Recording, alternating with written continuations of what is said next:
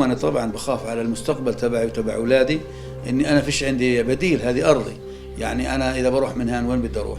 ما فيش إلي مجال أروح من هان، هذه أرضي ما بقدر أطلع منها، وأغنامي بعدين في الطريق هذا وين بدي أروح في الغنم؟ وين بدي أروح فيها؟ ما في أي مجال أو مكان أخذ الغنم فيها.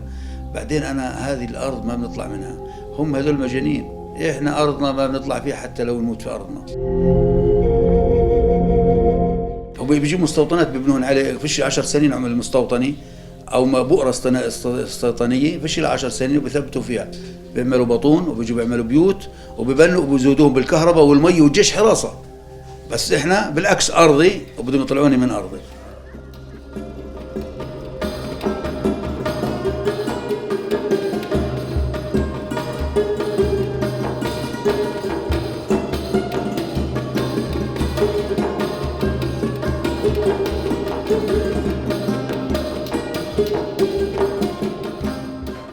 سياسة الاحتلال راح تكون أليمة بحقهم، راح تقطع مصادر رزقهم، راح تدمر محاصيلهم من خلال آليات الجيش اللي بدها تتدرب، رايحين كل آلياتهم البسيطة من الجرارات الزراعية أو السيارات راح يعني ممكن، لأنه الاحتلال كان يصادر هذه في الماضي وممكن يعيد هاي الممارسات للمصادرات، ممكن يتم إغلاق الطرق.